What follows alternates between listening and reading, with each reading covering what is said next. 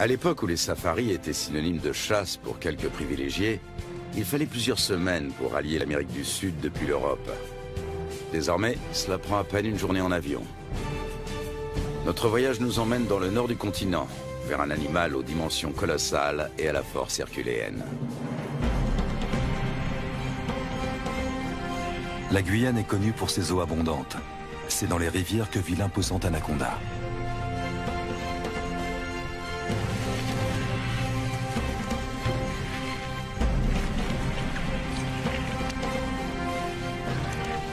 Vénéré et craint, mi-dieu, mi-démon, il règne en maître sur ce paradis aquatique. C'est ici qu'il entraîne tous ceux qui ont le malheur de céder à son emprise.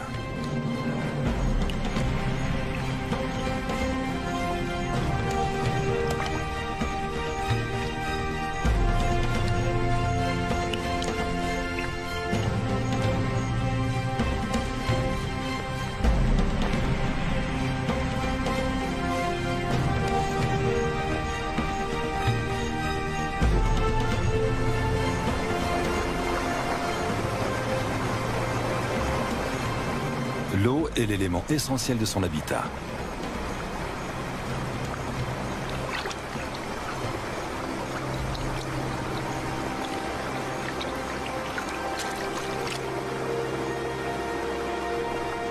L'anaconda apprécie les environnements humides au même titre que le tapir et ses 300 kilos.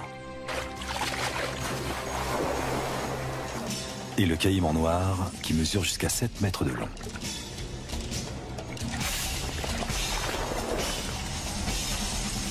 Pour les capybaras, partager le territoire des anacondas n'est pas de tout repos.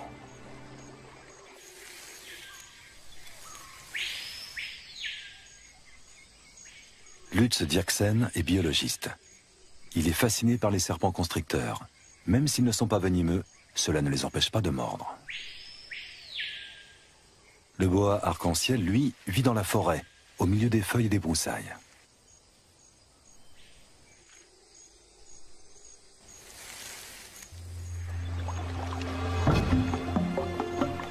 Dès 4 heures du matin, nous avons commencé à charger les 3 bateaux avant de nous mettre en route à la recherche du grand anaconda.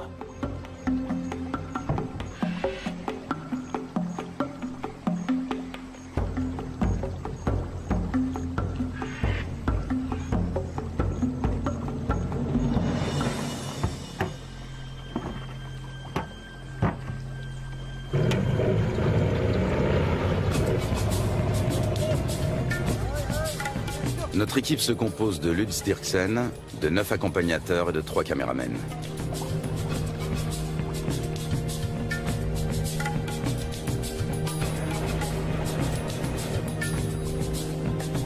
Même en pleine saison sèche, le niveau de l'eau est toujours très élevé. C'est de plus en plus souvent le cas ces dernières années. Pas un seul banc de sable isolé où les animaux pourraient prendre le soleil. Apercevoir des anacondas s'annonce difficile. Le grand anaconda, aussi appelé anaconda vert, vit à l'est des Andes, près des grands systèmes hydrologiques. On connaît bien la vie de ces serpents dans les zones marécageuses du Venezuela, les llanos.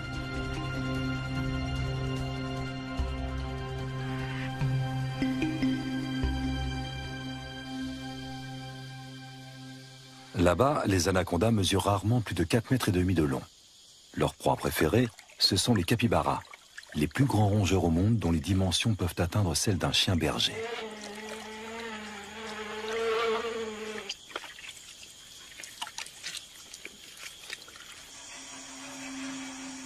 Pendant la saison sèche, la savane se transforme. Les lacs deviennent de vastes champs de boue durcie.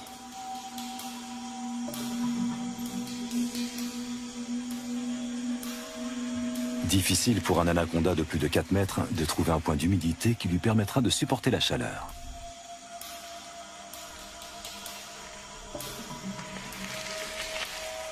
Les petits spécimens ont moins de mal à survivre.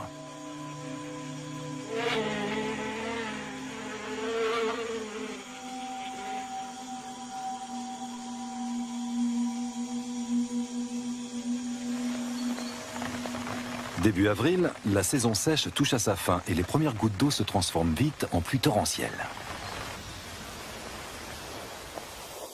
En à peine quelques jours, les étendues asséchées se gorgent d'eau.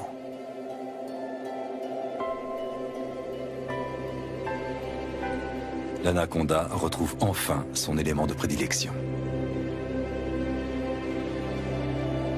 De toutes parts, la savane verdit et renaît à la vie.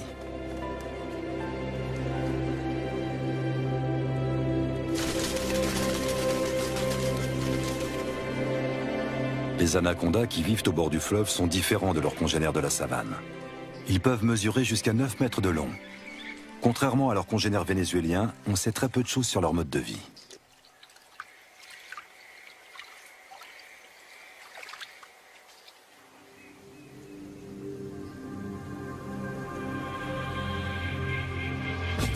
Notre première journée de voyage touche à sa fin à Riwa, le dernier village qui borde la rivière. Un monde sauvage nous attend ensuite.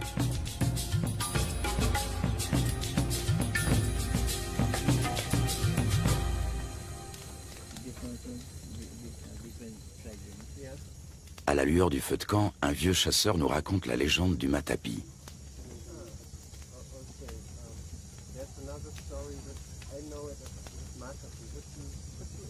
Cet ustensile permet aux femmes d'extraire le jus toxique du manioc. L'idée en est venue à un chasseur alors qu'il observait un anaconda en train de se nourrir. Il a conçu une clé faite de lianes qui imite les mouvements de contraction du serpent en train d'avaler sa proie.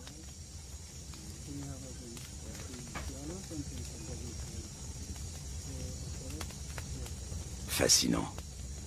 Tout autant que le ciel qui brille de 1000 étoiles au-dessus de nos têtes.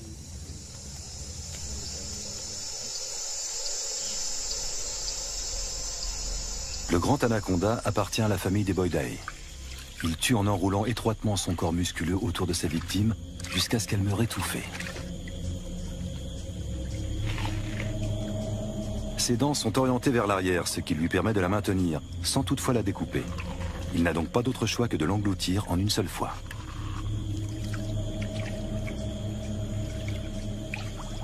Sa mâchoire et son corps sont capables d'une extraordinaire dilatation. Comme il ne peut déglutir, il détend puis contracte ses muscles. Grâce au mouvement ondulatoire de ses anneaux, il fait progresser sa proie toujours plus profondément dans son œsophage.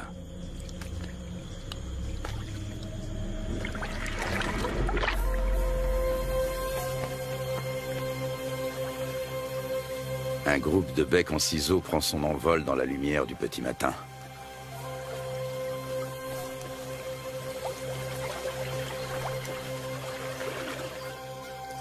Les bateaux sont chargés. Un rapide petit déjeuner, puis il faut repartir.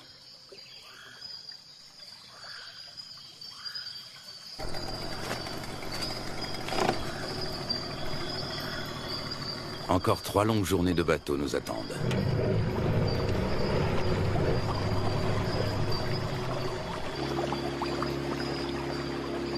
Notre objectif, un territoire inexploré situé en amont de la rivière. Il y a 2 ans, des chasseurs y ont observé des anacondas de plus de 6 mètres de long. Lutz Dirksen a l'intention de remonter cette piste. Il souhaite également réaliser la cartographie des espèces que l'on peut rencontrer dans la région. Plus nous progressons et plus la nature nous semble vierge.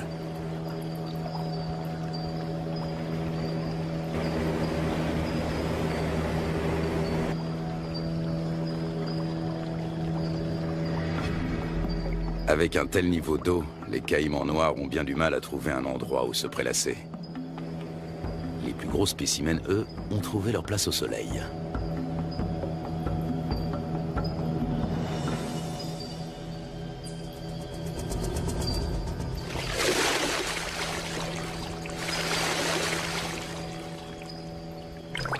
Le caïman noir est le plus gros prédateur du continent.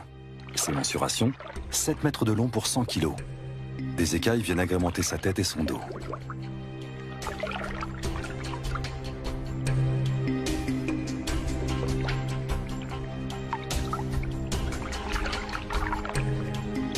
La peau cuirassée de son ventre et de sa gorge est particulièrement épaisse et dure. Sa mâchoire supérieure est typique de son espèce. Toute dent qui tombe repousse invariablement. Les petits points qui ornent son museau sont autant de récepteurs ultrasensibles qui lui permettent de localiser ses proies. Au fil de l'évolution, les crocodiliens, dont font partie les caïmans, ont su imposer leur domination. Après plusieurs heures de trajet, une pause est la bienvenue. C'est Lutz Dirksen qui tient le journal de l'expédition. Ses observations précises sur les espèces rencontrées lui seront plus tard d'une grande utilité. Notre campement sur la rive a éveillé l'intérêt des caïmans. Prudemment, mais non sans une certaine curiosité, ils viennent y voir de plus près.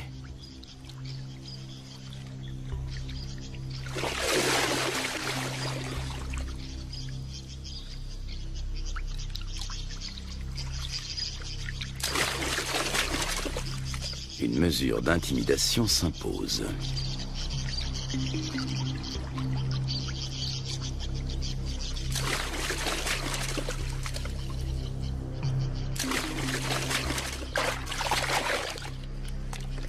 Dans l'eau, le caméraman se fait tout petit.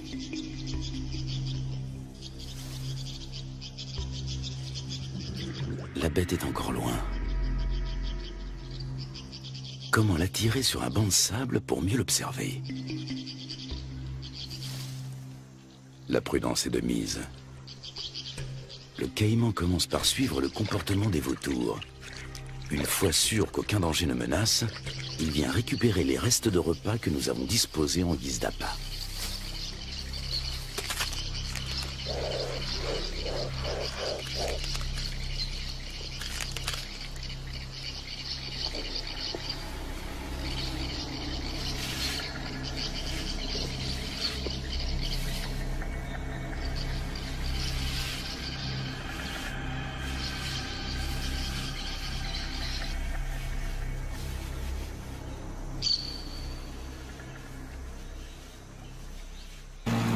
Le voyage reprend à bord de nos 3 bateaux. Dans ce virage, la rivière a creusé une profonde entaille dans la berge et coule désormais tout droit. Des vestiges de l'ancienne berge se dressent encore au milieu du courant qui se renforce. Les moteurs des bateaux sont soumis à rude épreuve. Les limites des rivières sauvages varient souvent, formant de multiples bras morts et des étangs.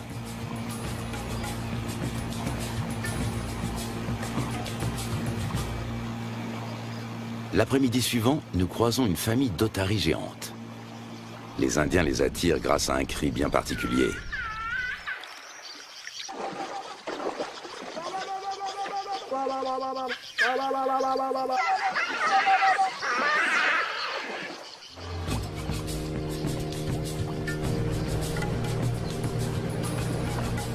Nous touchons enfin au but. Il ne peut s'agir que de l'endroit dont les chasseurs ont parlé. C'est ici que nous allons nous établir pour partir à la recherche des grands anacondas. Nous remontons notre équipement aussi loin que possible de la rivière. Par temps de pluie, les eaux peuvent monter très vite.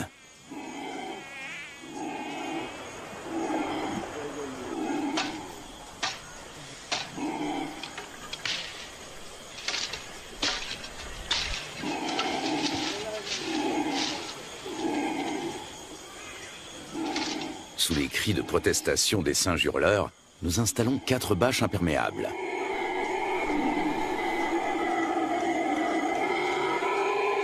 Une bâche pour la cuisine.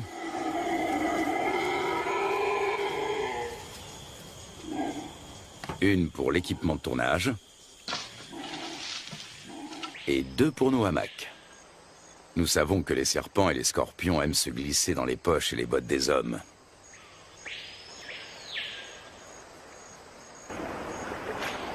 Du poisson frais vient compléter nos rations de riz, de pâtes et de haricots.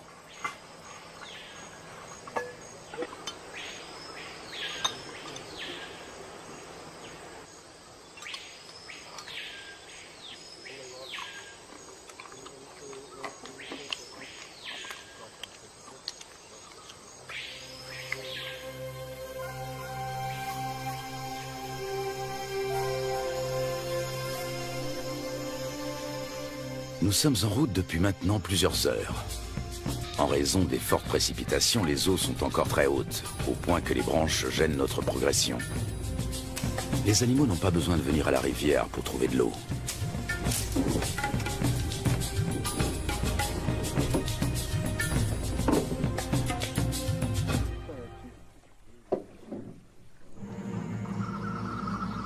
Durant la saison des pluies, les anacondas suivent l'eau jusque dans la forêt. Ils passent toute leur vie dans les marécages. Même leur venue au monde a lieu en milieu aquatique. Dans le corps de leur mère, les embryons grandissent à l'intérieur des œufs. Lorsque ceux-ci sont prêts à éclore, les jeunes s'extirpent de la coquille avant d'être sortis du ventre de la mère. Ils naissent ensuite sous forme de petits serpents parfaitement développés. Ils sont tout de suite dans leur élément. Le nombre de jeunes dépend du gabarit de la mère. Chez une grande femelle, une portée peut compter plus de 80 serpenteaux.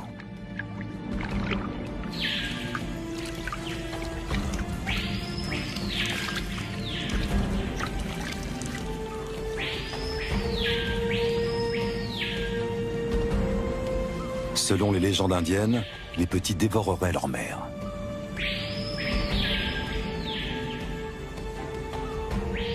Un certain nombre de serpenteaux s'éloignent quelques minutes à peine après leur naissance. Ce sont déjà des prédateurs à part entière avec un redoutable instinct de chasseur.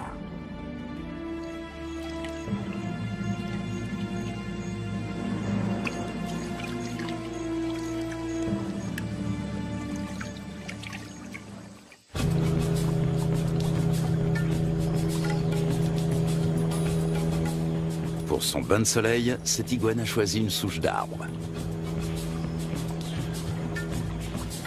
Nous tentons notre chance dans un petit cours d'eau.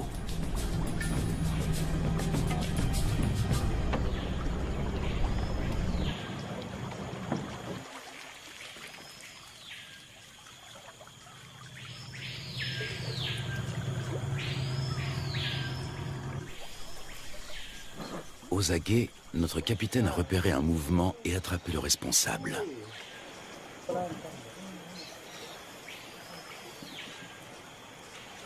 Un jeune anaconda. Il fait près d'1 mètre de long et est âgé de seulement quelques semaines. Sa première mue le rend quelque peu apathique.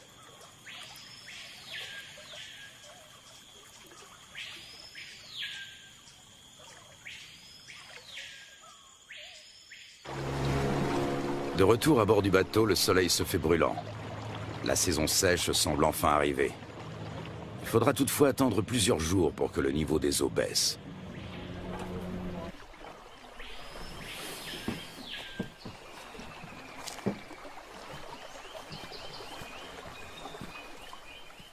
Pour se frayer un chemin sans machette, il faut suivre les pistes régulièrement empruntées par les animaux.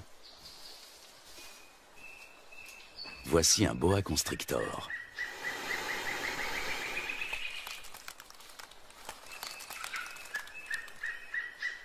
Nous sommes trop grands pour lui servir de proie, mais cela ne l'empêche pas d'essayer de nous intimider. Lutz Dirksen connaît bien le comportement des serpents. D'une main experte, il attrape doucement mais fermement l'animal derrière la tête. Le boa constrictor est un cousin terrestre de l'anaconda. Celui-ci mesure près de 3 mètres. Il s'agit clairement d'une femelle.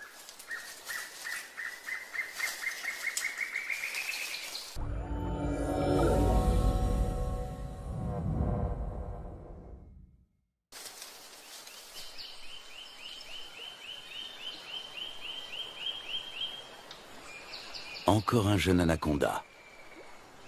Lorsqu'ils sont âgés d'à peine quelques jours, ils se montrent particulièrement agressifs.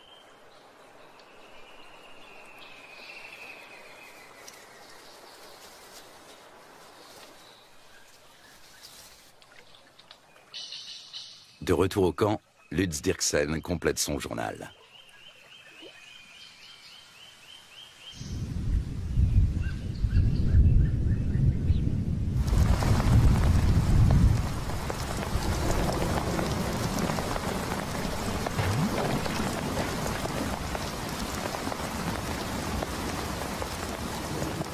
Ces 4 dernières années, la Guyane n'a pas connu de saison sèche normale. Le manioc a même pourri sur pied. À l'origine de cela, les phénomènes météorologiques tels que la Niña et le réchauffement climatique.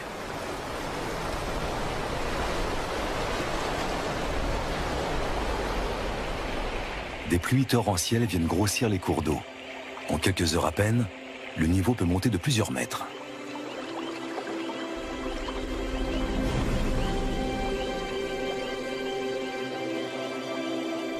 Les forêts qui bordent les rivières ont l'habitude de ces caprices saisonniers.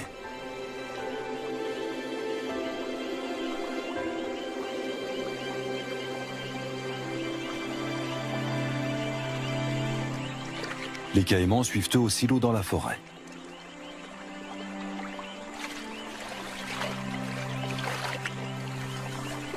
Même le tapir trouve de la nourriture sous l'eau. En plus des fruits et des feuilles, il est friand de plantes aquatiques.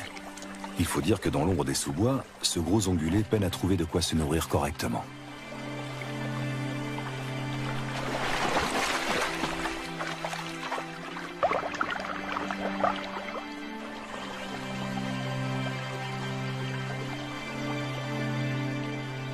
D'autres, en revanche, tentent d'éviter l'eau.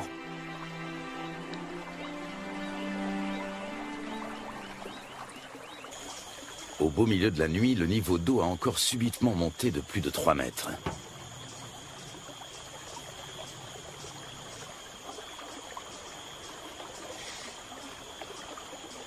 Nous sommes parvenus à mettre en lieu sûr la plupart de nos provisions, et surtout nos bateaux.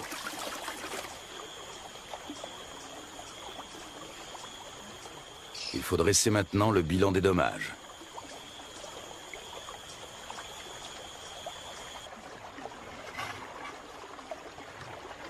Tout est humide, voire trempé. Même notre matériel de tournage doit être séché.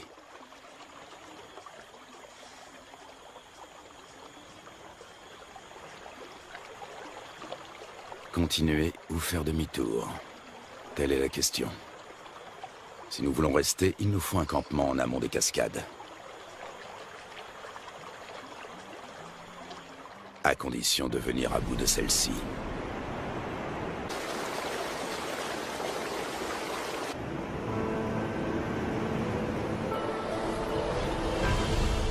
Rapides et cataractes sont fréquents en Guyane.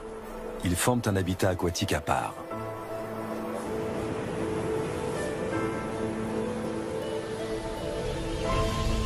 Les vautours s'attribuent les victimes de noyades.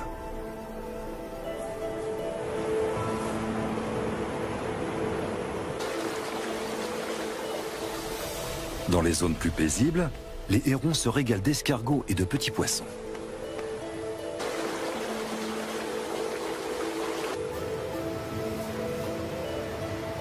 Les loutres géantes, elles, aiment chasser dans les remous poissonneux.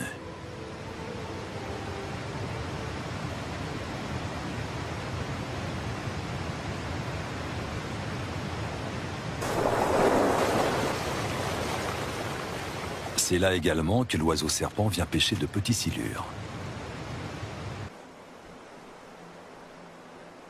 Nous sommes sur le territoire du jacara, la seule espèce de caïman qui évolue dans ces eaux torrentielles.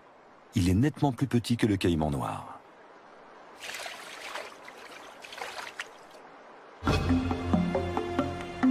Après en avoir débattu, la décision est enfin prise. L'équipe va se séparer. Un bateau va prendre le chemin du retour. L'équipe de tournage, accompagnée de 6 des guides, va relever le défi et continuer la route vers l'amont. Impossible de savoir ce qui nous attend. Peu de gens se sont déjà aventurés au-delà de ces cascades. Pour y parvenir, il nous faut des troncs d'arbres. Ils vont nous servir à faire avancer les bateaux tout en protégeant leurs coques. Chacun d'entre eux pèse près de 300 kilos.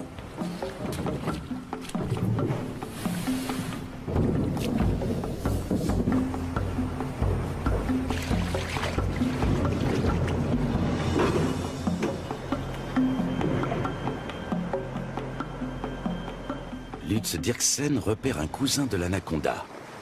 Il s'agit d'un Corallus hortulanus qui vit dans les arbres.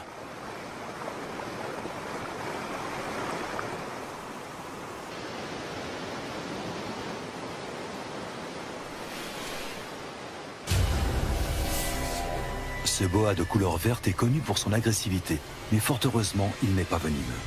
Lorsqu'il attaque, il se cramponne à sa proie.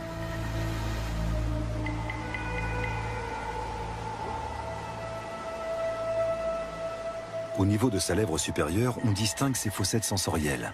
Il s'agit de détecteurs de chaleur qui l'aident à repérer ses victimes, même de nuit.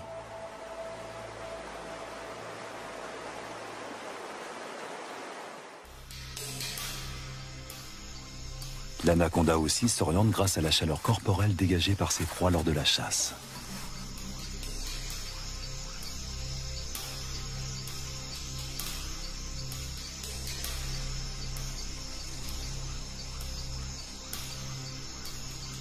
Peut-être distingue-t-il le paca comme à travers une caméra infrarouge.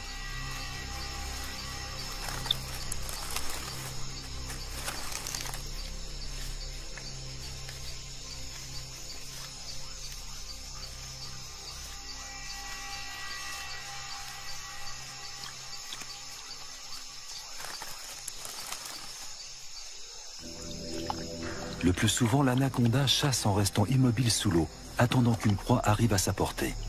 Seul son nez et ses yeux dépassent discrètement de la surface.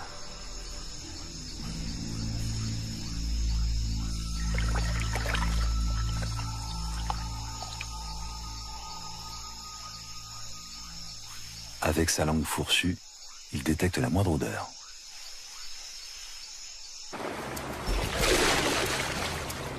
Nous progressons bien plus péniblement que nous ne l'avions imaginé. À la cascade succèdent des rapides, puis une nouvelle cataracte, puis encore des rapides. Impossible de naviguer, il y a trop de rochers sous l'eau. Le doute commence à s'installer.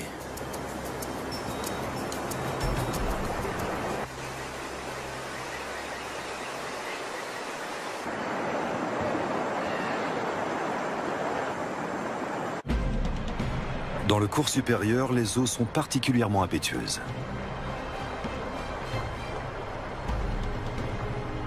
Jalonnés d'îlots et de rochers, de nombreux rapides se fraient un chemin à travers la contrée sauvage. Souvent, ils sont impraticables sur plusieurs kilomètres.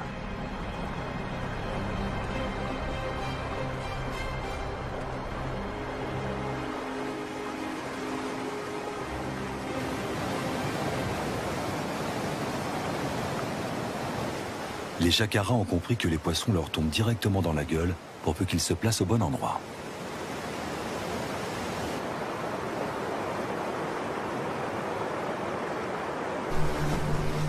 Au bout d'à peine quelques centaines de mètres, une nouvelle cataracte nous ferme le passage. Une fois de plus, impossible de passer.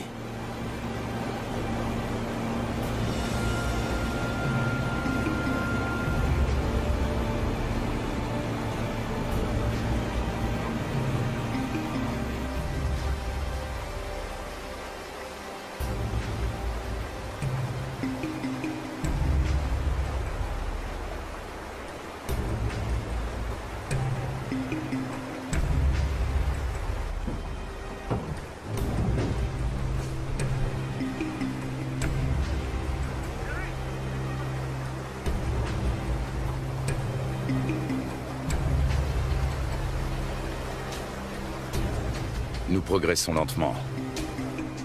Souvent, la voie se referme et il faut rebrousser chemin pour tenter notre chance dans un nouveau bras.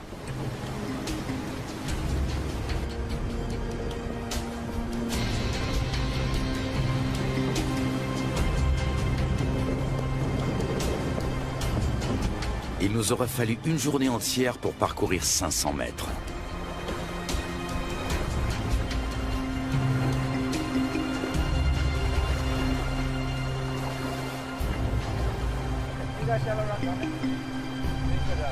Alors que nous nous apprêtons à renoncer, le fleuve change de visage pour redevenir enfin navigable.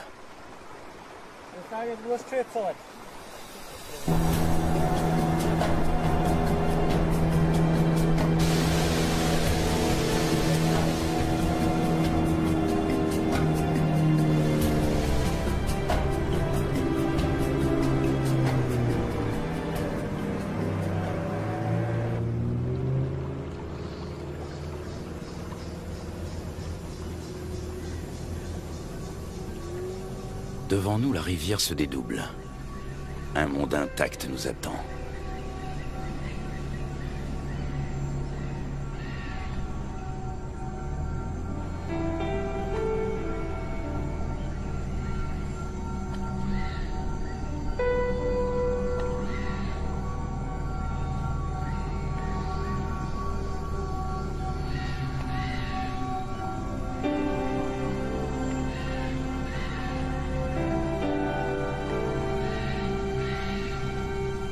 Le lendemain, un nouveau campement est monté. Cette fois, nous espérons être à l'abri des eaux.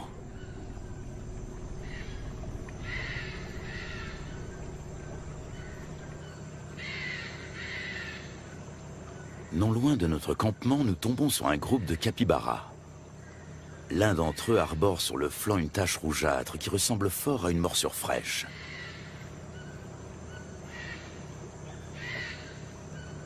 Les rongeurs ne semblent pas gênés par notre présence. Ailleurs, ils se montrent plus farouches. Ici, ils ne redoutent que le jaguar et l'anaconda. Et puis, au milieu d'un enchevêtrement de branches, il est là, immobile. Il a pourtant perçu notre présence depuis un bon moment.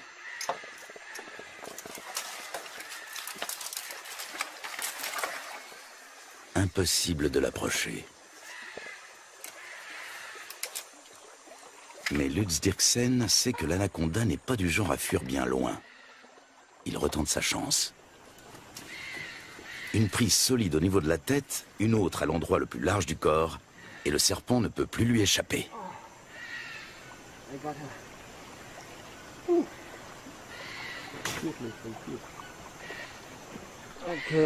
On va le mesurer. Lutz Dirksen fait de la recherche fondamentale. Il réunit des informations sur la taille, la couleur et la répartition des serpents. Il est l'un des plus grands experts de l'anaconda. Personne n'a jamais examiné d'aussi près ce spécimen aquatique.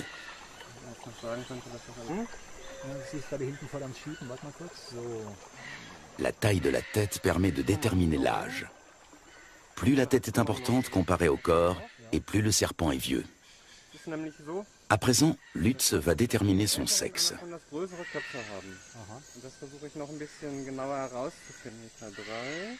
Il s'agit d'un mâle. Après l'avoir mesuré sous tous les angles, nous le relâchons.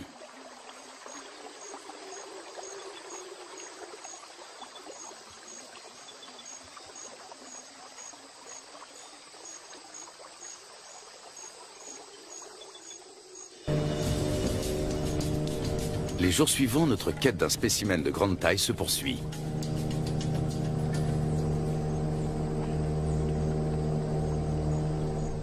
Les pêcheurs de l'équipe ont découvert un grand anaconda, mais celui-ci a aussitôt replongé.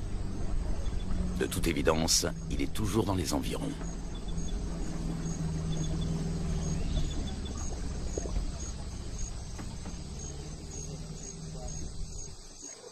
Nous décidons de passer le coin au peigne fin.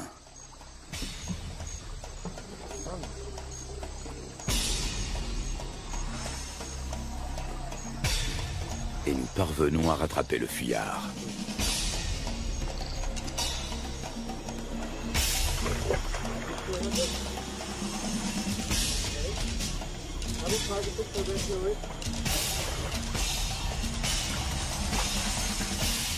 Ce serpent va à son tour être mesuré.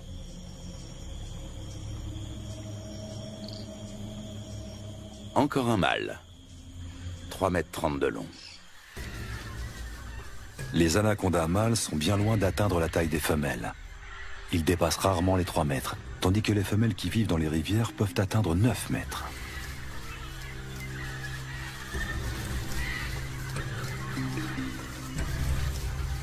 Les mâles trouvent les femelles prêtes à l'accouplement en suivant les phéromones qu'elles émettent.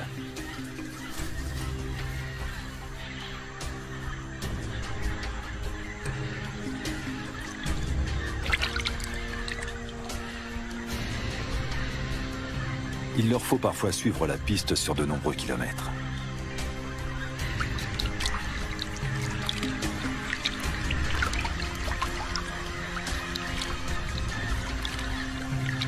Il arrive que plus d'une douzaine de mâles s'enroulent autour d'une même femelle. En ondulant, ils tentent de repousser les assauts de leurs rivaux.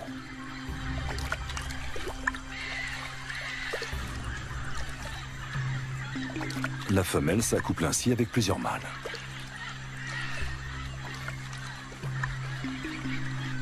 Dans les mythes indiens, l'anaconda à plusieurs têtes est une divinité récurrente. Cet enchevêtrement amoureux en est peut-être l'origine.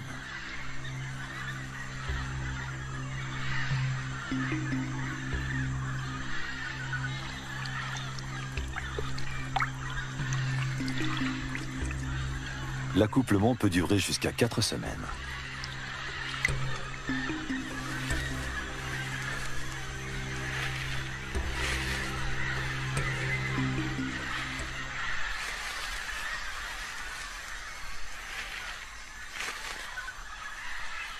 Les mâles repartent ensuite, chacun de leur côté.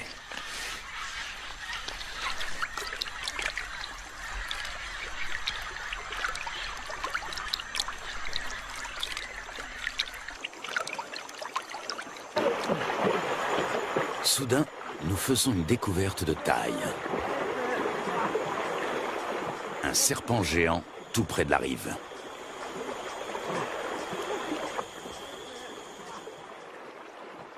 Même à 4, nous avons du mal à le maîtriser. Son corps n'est qu'un unique et gigantesque muscle d'acier flexible.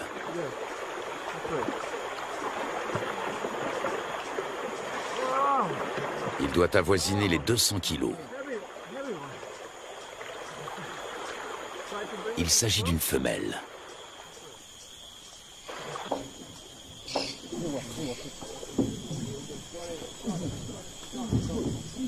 Sur la berge, nous pouvons la mesurer en toute tranquillité.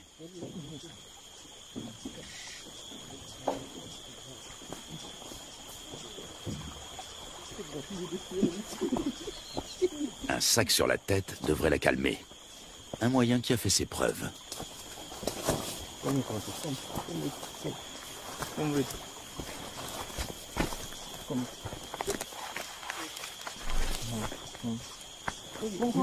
Nous parvenons à la ramener à terre sans trop de résistance. Avec sa taille, elle ne connaît plus aucun prédateur naturel.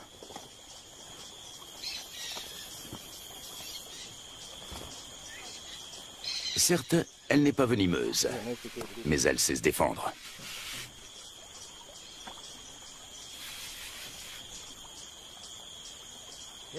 Tenez-la, pendant que je mesure. Une telle géante peut infliger de graves blessures. Une fois refermées sur leur proie, ces mâchoires ne se rouvrent pas facilement. Solides, acérées et orientées vers l'arrière, ses dents sont de véritables crochets. On distingue parfaitement sa trachée située à l'avant de la gueule.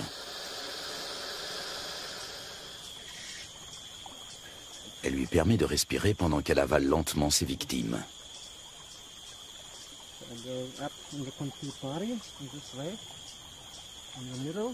L'anaconda fait jouer ses muscles. Difficile de prendre ses mesures.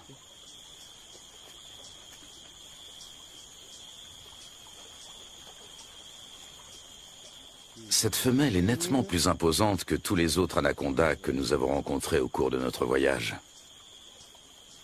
Lutz doit s'y reprendre à plusieurs reprises.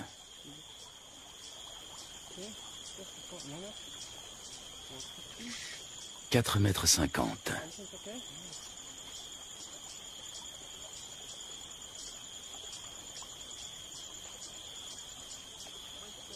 « 5,70 m.